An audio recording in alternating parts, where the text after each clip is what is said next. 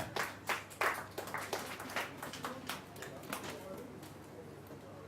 Thank you, James, for that introduction. And I'm very pleased to see a very good turnout. See a lot of friends in the audience, see a lot of writers in the audience, some of the top critics and who write about writers in the audience here as well. So it's good to see this community to come together for an event like this. And I think we're very fortunate today to have Peter with us. I met Peter for the first time when I started going to the Bangkok Crime Mystery Festival in the United States. It's the biggest convention, and we got to know each other over dinner and lunch when we were in San Francisco in 2010. And Peter has been going to Bangkok for I think for the last 7 or 8 years, and is one of the personalities of that convention. He usually is on at least a couple of panels and moderates panels very well. So he is someone who knows a lot about the crime fiction community, the authors, the editors, and publishers, and agents, and other people who come together at these conventions. So he has a wealth of information, I think, to share with us. So the format, I'm going to keep it informal. I'm going to ask Peter some questions and see if we can get a reaction from him. And at the same time, I want to leave time for people to be able to ask their own questions of Peter in terms of everything from how can I become a crime fiction writer and sell my stuff in the United States to what computer program should I use, everything in between. So I think I'd like to maybe start by asking Peter to provide us a little background in terms of, is there value for authors to attend conventions or festivals like Bangkok or Crime Fest in order to meet other writers, to meet editors, to exchange information? What's the value that you see in that after your 8-year experience? Well, I don't write fiction myself, but I have to think that with publishing the way it is today, not an easy market to break into, that a forum where you can meet people and get people to know your books, that has to be valuable. So that's what I would see as the value to Bangkok. And so, I mean, Christopher met me. So I'm a guy who's writing about books. I'll write about his books now. You get your name out there. Maybe more than meeting the publishers, agents, and editors. It's a way to get your name out there. I think it's a good point, is that social media, I take it, is quite important now in terms of marketing and promotion of books in the crime fiction community? I don't know if it is. I mean, I have a fairly active social media presence myself, but it's, I have to think if I were an author, I don't know how big a part I would make that of my presence, because it's just so easy for it to turn into white noise.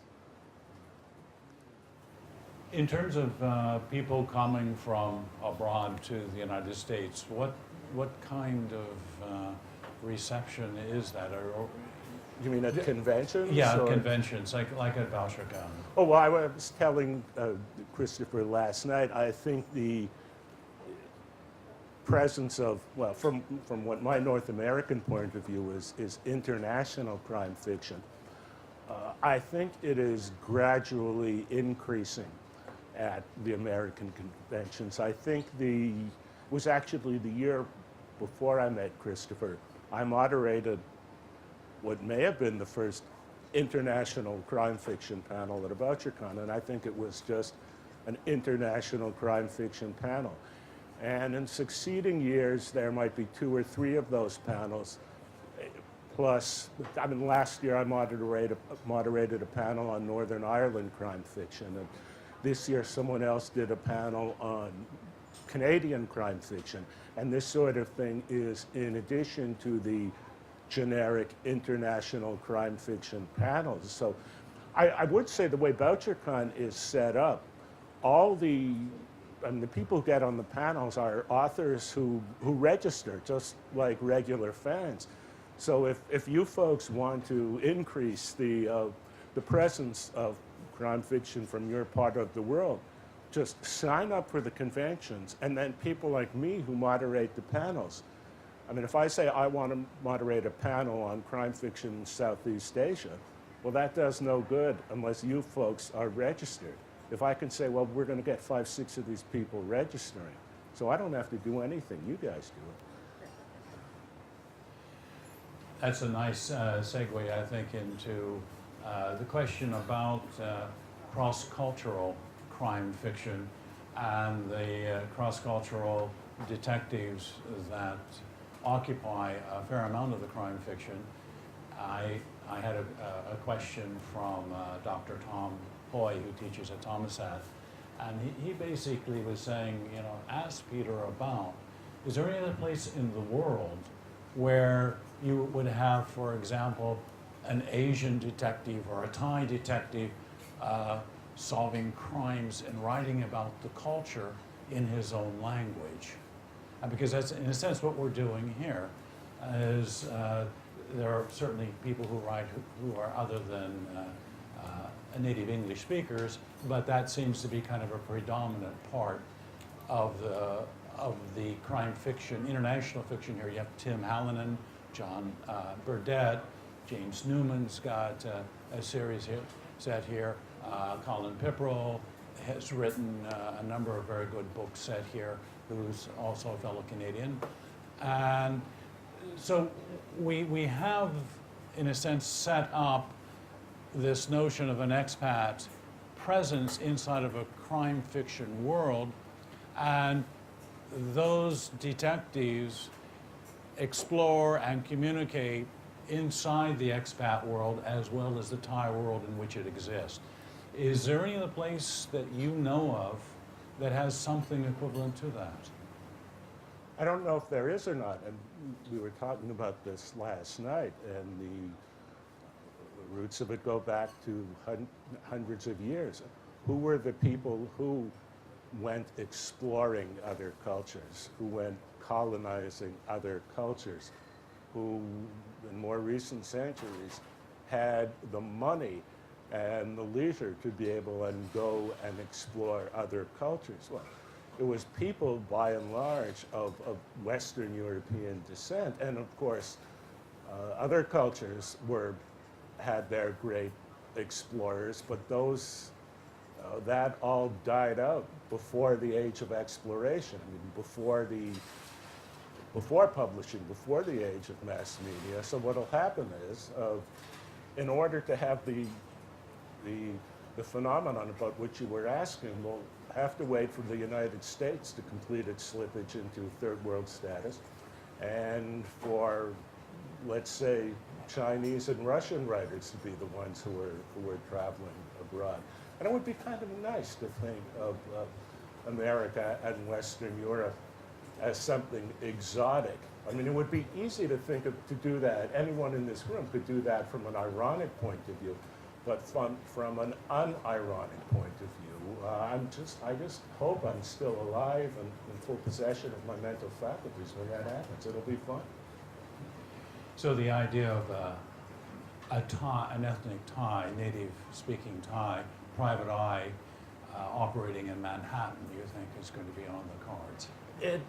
Well, I mean, I think you talked about what the butterfly effect. We don't know what could happen.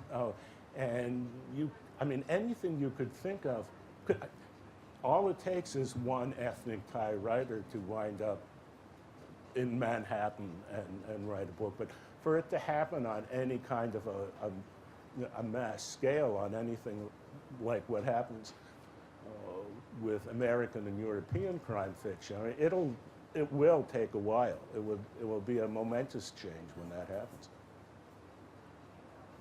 I think another feature of the crime writing that is part of this community in Thailand is the notion of outsider insider. We discussed this a little bit last night. is that most fiction is written by insiders for insiders.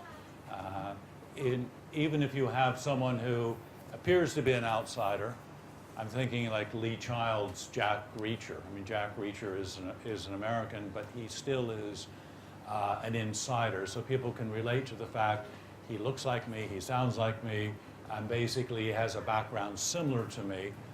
And that there are a lot of crime fiction readers that seem to want books that in some ways are a mirror of their own life, but exaggerated with a certain level of risk and adventure that makes them want to follow the story because that is me in the shoes of that character.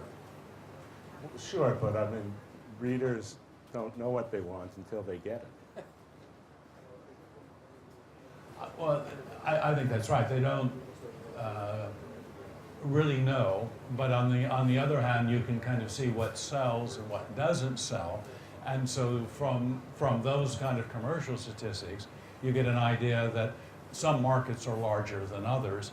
And really the market here is, you know, for most of us in the room who write in English, we're outsiders inside a different kind of community. So we're interpreting a community which is not native to us in a language that's not native to us. And that's a different kind of writing and a different kind of perspective than you find in the typical crime fiction novel.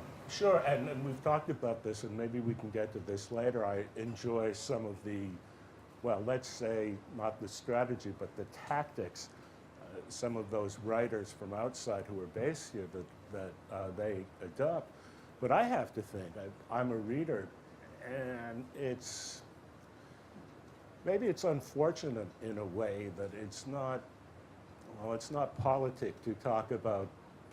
We're not allowed to say anything is exotic anymore, but figure out, you writers who are based here, figure out a way to promote your books that screams exotic, but without being the opening theme to Hawaii Five-0. I mean, without being condescending and without descending to stereotypes. Let's reclaim and rehabilitate the word exotic. That's what you people ought to do, because that's what I want to read.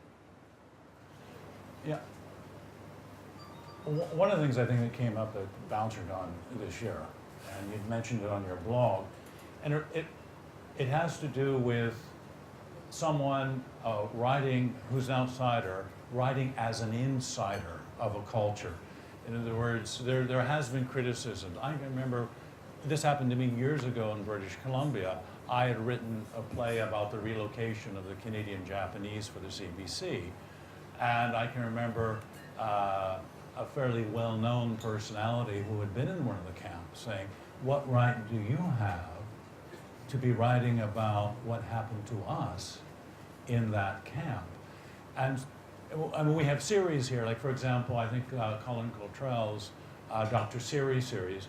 I mean, he's writing about a Laotian forensic scientist in the 1970s. And you have John Burdett, a very good writer who's writing about a Lukrung police officer, Song Chai.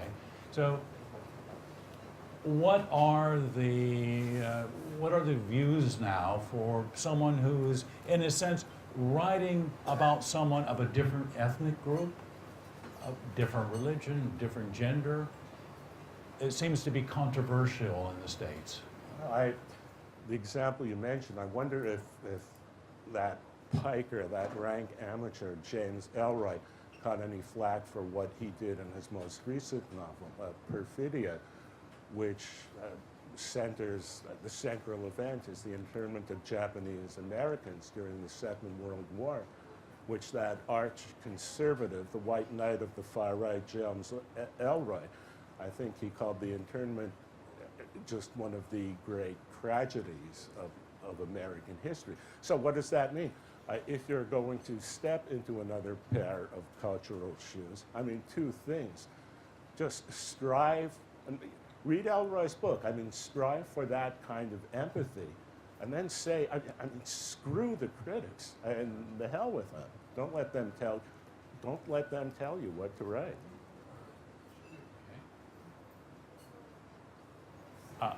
Something that you've written about on your blog as well is, and this is a quote from Braudel, A History of Civilization. Since the development of Greek thought, however, the tendency of Western civilization has been towards rationalism and hence away from religious life. But that's really a trademark of the West. In almost all other places outside of the West, you find the culture is submerged with religion, the supernatural, and magic. And there's certainly in this part of the world, a lot of the crime fiction does have those kind of elements, you know, mystical elements, and John Burdett again does this quite well in his book. Colin Cottrell does this well in his book, and I think Colin Pipperell has done this in some of his books as well. So this bringing of the supernatural into the crime fiction world, is this something that you'd like to talk about a little bit? I mean, is this done elsewhere with crime fiction books, international books that are set in other non-Western places? I don't know. I mean, I do know there's the paranormal category, and there will be, if you come to VoucherCon, there'll be at least one panel on paranormal. There have been at least one crime novel out of southern Africa in which not so much, you don't have the supernatural invoked in the way Colin Cottrell does, but superstition, witch doctors, and the term slips my mind, but the kidnapping of people and the use of their body parts and magic comes up. So, I mean, maybe if the apprehension on the part of writers of Western, of European, or the apprehension is if I write about the supernatural, will I come across as colonizing and appropriating someone else's culture and all that crap? It was the writing team of Michael Stanley were the ones I just, the team that I just alluded to. Think about that. Think about the Western rationalism. Think about the supernatural and make it your subject. What happens when the two collide, I think. Much trickier to project yourself into the supernatural. What happens when the two collide? That's what I'm interested in reading. Well, I think that's something that's in the fiction as well, particularly with people who are in the expat community and with the Thai community, where there's still a culture of spirit houses and lucky numbers, whether it's lottery numbers or lucky names. Well, I mean, it's still there. It's still there in Western culture, but submerged. As you know, I spent the last few days in some not entirely developed parts of the Cambodian countryside, and the Buddhist shrines that you see in front of every second or third dwelling reminded me of nothing so much as what you see in Tuscany, hiking through the fields to go see Piero della Francesca's great fresco of the Madonna del Parto, the pregnant Madonna. It's out there. It's there in Western culture, but it's just submerged. Maybe we aren't all that different after all. No. I think maybe we're probably not that different, but it may be that the genre of crime fiction or international detective fiction is such that there is kind of maybe a genre limitation handed down from Raymond Chandler and Dashiell Hammett, which are more hard-boiled, where a mystical or supernatural part would seem not to be part of that tradition. Well, I guess you mentioned Hammett, the Flipcraft parable in the Maltese Falcon. I mean, it's existential, but if the same thing, if the idea, I mean, what would be a Thai or a Cambodian version of the Flitcraft parable? I mean, I'm sure some of you are familiar. Go read it. It's one chapter in the Maltese Balkan, and that's your homework. I'll come back next year. I'll collect the assignments and rewrite or transfer that parable over to here. I bet it would not be that difficult. The body would be the same, but the conclusion would be different. And that kind of leads me to the next question, is that orientation of how you orient a foreign audience, which would be the U.S. audience, to fiction that's set here in a way that is not a travelogue, but at the same time allows them to get their bearings within a very different culture. First of all, you're shockingly politically incorrect. We're not supposed to say orient. We're not supposed to say foreign. We have to figure out other ways to say those things. How do you do it? Well, don't ask me. You guys do it. Oh, I mean, a number of writers, Andrew Nettie and Tim Hallinan come to mind. They will write a series featuring protagonists who are, they've got one parent who's Asian, one who's European, that sort of thing. And I mentioned Andrew Nettie. I guess it's, I don't know if Ghost Money was his first novel, but the protagonist has a woman who is looking for her brother. Now that's Raymond Chandler all the way. I mean, that's the little sister. Now, I have no idea. I know Andrew. I don't know if he did that consciously, but it does bring up the idea that there are, in addition to Western expectations and Eastern expectations, there are genre expectations. So just find a way to come up with some sort of hook, something that someone who walks into a bookstore where books are classified by genre, give the bookshop some reason to shelve that book in crime fiction, and once you've sucked them into it, you just do something weird with it. Yeah. But this is your first trip to Thailand, correct? Yes. Okay. Has your orientation changed in terms of, you were planning for the trip, you've not been here, you probably did some reading, you had perceptions from movies, TV, novels you've read. What kind of orientation has changed inside of Peter's head since he's been here in terms of how you would understand what you've seen so far? Oh, let's see, what time is it now? I've now been here probably a little over 24 hours, and you're asking me to... Some people have been here 24 hours for 50 years. Well, what I did say, I guess, I mean, I was, 9 years ago when I started writing about this crime fiction, I expressed some wariness of writers who let's say, their books were more full of local color than real life was. Meanwhile, before I'd been here an hour and a half in Bangkok, I compared it to Los Angeles, and then I compared it to Istanbul, and then I compared it to Midtown Manhattan, and that was all before I ever got to Soy Cowboy.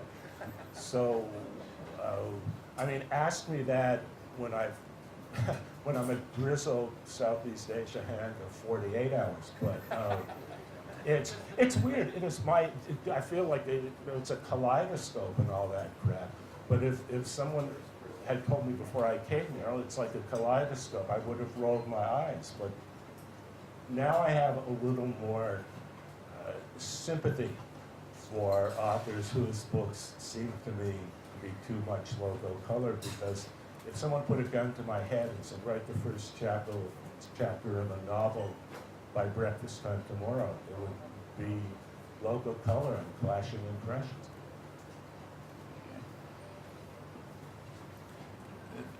In the anthology Phnom Penh Noir, one of the authors that seemed to capture attention was Kosel Kev, who's, for those of you who are not familiar with Phnom Penh Noir, it's a collection of short stories as well as lyrics, and in the case of Kosel, is rap lyrics with biographical material inserted in between. And he had a very colorful background. He was born in an internment camp during the time of the Khmer Rouge, ended up in the States as very, very young, ended up in a gang, was charged and convicted of a serious crime, and spent 14 years in an American prison before being deported back to Cambodia, a country which he had absolutely no knowledge of except from the Cambodian community in California where he lived. And so here you have someone who has been an outsider in almost every place he's lived. He was an outsider in the States. He's thrown back to Cambodia. He's an outsider in Cambodia. And from that, he was able to create some very powerful poetry to try to understand the kind of pain and suffering he personally had and the difficulties of adjusting to prison life and adjusting to Cambodia. The job is simple. All you have to do is find more authors whose background is as interesting as his. I don't know how good an example he is for anything because his life and the piece that you collected in that anthology just break every kind of boundary. And you talked earlier about people getting flack for presuming to write about cultures other than their own. Well, what is his culture? What is his culture? The idea of the outsider is just, it's a cliche. There's nothing that can make you more of an insider than being an outsider. But this guy is a real outsider. Anything you can say, outsider, rootless, man without a country, these are all tropes, tired ones. But this guy's life just gives new life to that. So you all should, well, you probably all do know him, maybe you all do. I don't know, he's just such a singular presence. I don't know what kind of an example he could be to other writers, to anyone else. Well, knowing Kosel, I think part of his lesson that he conveys is the utter passion and commitment he has to the art. He's not a dilettante. This is someone who saw this as the only way out of a very black, deep hole that he'd been buried in his entire life. He was someone, during the 14 years in prison, he had heard some other inmates talking about a poetry class. And so he asked if he could join, and he did.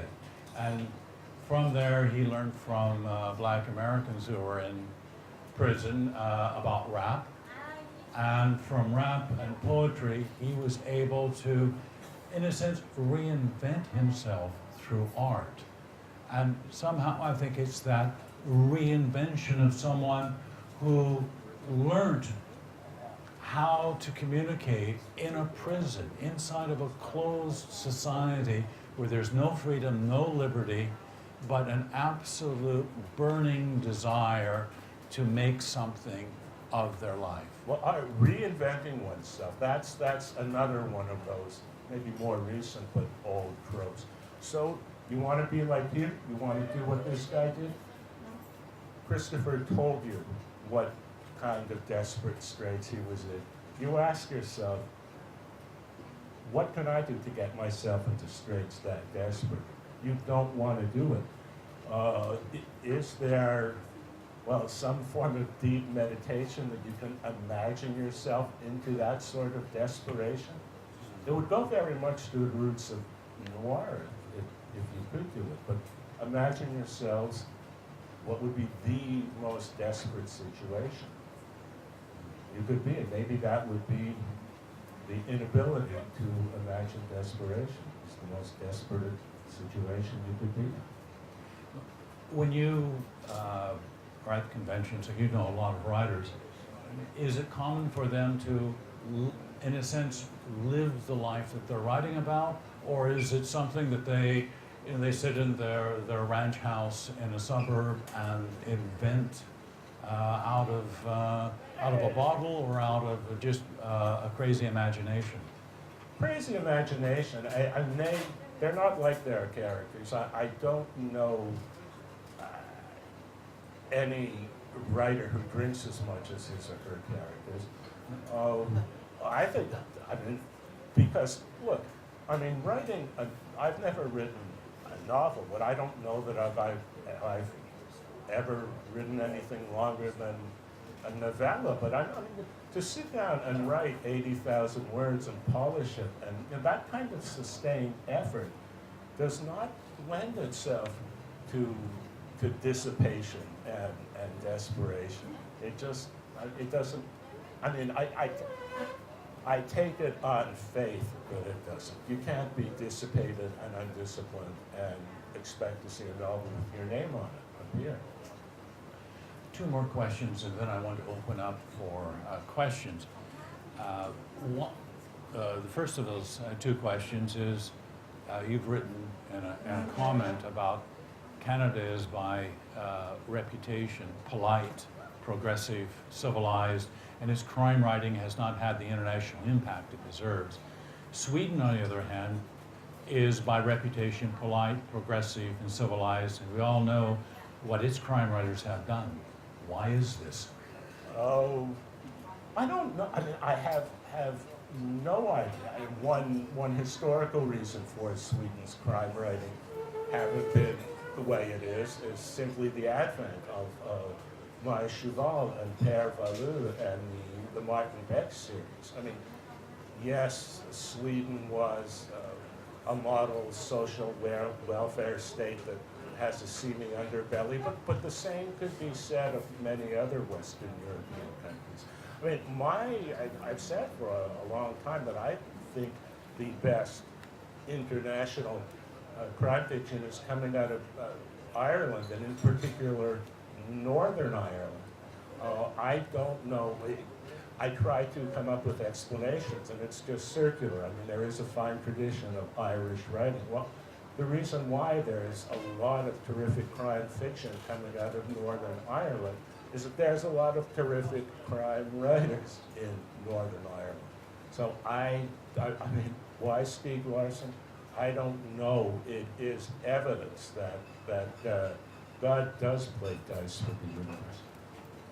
But what is it about the Northern Ireland community and culture that is producing so many writers?